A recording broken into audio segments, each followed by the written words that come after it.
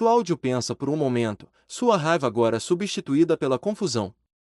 Ele se vira para a advogada, que acena para ele responder. No meio da confusão, eu vi um cara. Um dos técnicos que trabalha com manutenção no estádio. Ele estava com o pessoal da minha equipe. Ele é fanático pela União, e Jorjão sempre o provocava. O cara ficou mais puto do que eu, mas ele nunca me deu abertura para conversar sobre isso. Ele ficou muito calado. O nome dele é Márcio Goulart. Um novo nome, com um novo álibi. A investigação retorna à estaca zero, mas agora com um novo suspeito.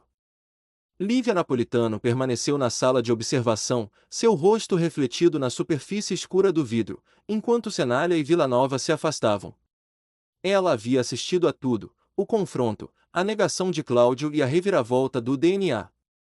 Para ela, a cena era um estudo de caso sobre a cegueira da convicção. Quando Cenália finalmente entra na sala, sua expressão é uma mistura de frustração e confusão. É inacreditável, doutora. Ele tinha todas as características. O motivo, o acesso, o temperamento explosivo. Mas o DNA não mente. Lívia se vira para ele, a voz calma e ponderada. E foi exatamente por isso que vocês caíram na armadilha. A psicologia dele era a armadilha. O Cláudio é um ótimo suspeito, mas é um péssimo assassino. Ele tem o temperamento explosivo, mas não a inteligência para um crime perfeito. Ele confessa o ódio porque ele é honesto sobre sua raiva. E o álibi dele é a própria torcida. Ele não tentou esconder. Ela gesticula para a janela. O verdadeiro assassino é o oposto. Ele é o fantasma. Ele usou a raiva de Cláudio como um disfarce, como um biombo. A locução assassina não foi o crime em si, foi o motivo criado pelo verdadeiro assassino para despistar a polícia. Ele plantou as evidências, o carro, o agasalho com graxa, a rivalidade pessoal. O assassino sabia que, com a sua rivalidade pública, Cláudio seria o primeiro a ser investigado. O verdadeiro assassino contava com isso.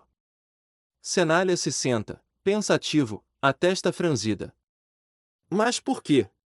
Qual o motivo de ter tanto ódio e se esconder atrás de outro?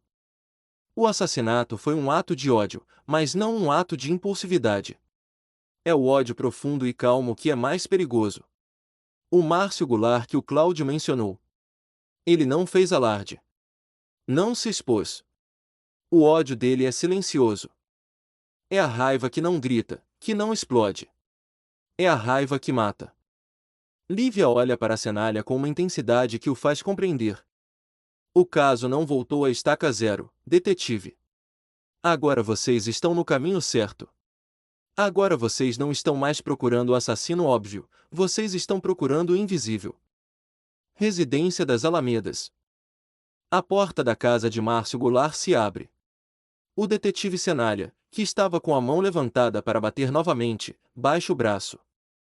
Pois não, senhor. Márcio diz, a voz calma e os olhos fixos em Cenália. Sou o detetive Cenália, da polícia de Brotóvia. Preciso fazer algumas perguntas sobre... A frase de Cenália se esvai. Sua mente processa a cena à sua frente. Márcio Goulart está sentado em uma cadeira de rodas.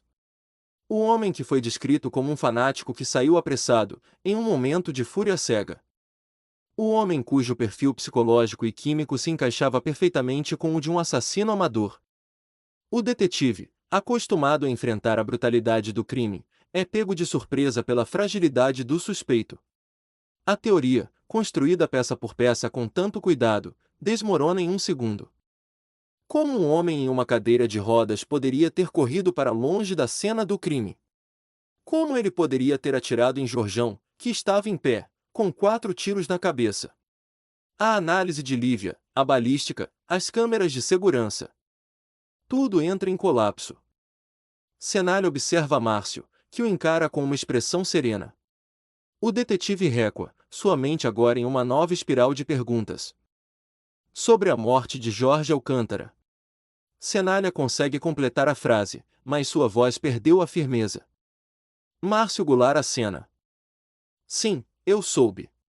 O rádio não fala de outra coisa. O que o senhor quer saber? O caso A Locução Assassina não apenas voltou à estaca zero, mas agora é um mistério mais sombrio do que nunca. O verdadeiro assassino não apenas se escondeu atrás de outro, mas também atrás de uma tragédia pessoal. A manipulação do assassino é tão profunda que usou até a deficiência de um homem para se safar. O jogo agora é outro, e Cenália sabe que ele está mais atrás do que nunca.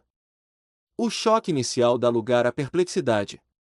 O detetive Cenália se recompõe, a postura de autoridade substituída por uma cautela fria. Ele se agacha para ficar na altura de Márcio Goulart, que o observa com olhos que, embora serenos, parecem esconder uma história profunda. O que houve, senhor? Pergunta Cenália, a voz agora mais suave. Por que o senhor usa uma cadeira de rodas? Márcio Goulart respira fundo, como se a pergunta fosse pesada, mas não inesperada. Foi um acidente de carro há 3 anos. Uma batida na estrada.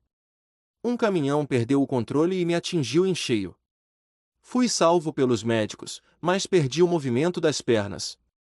Cenália acena lentamente, a mente correndo para reavaliar cada detalhe do caso. O perfil psicológico de ódio profundo, a falta de luta, o álibi fraco, as evidências que apontavam para um fantasma. Tudo se encaixava perfeitamente com um crime de manipulação, e não com um crime de paixão. Mas ainda restava uma pergunta. E você conhecia Jorjão? Cenália questiona, os olhos fixos nos de Márcio. Uma sombra de dor e raiva passa rapidamente pelo rosto de Márcio antes de ele retomar sua expressão calma. Sim, eu o conhecia. Ele era o meu cunhado. O detetive pisca, a revelação o atingindo como um soco. O que? O seu cunhado?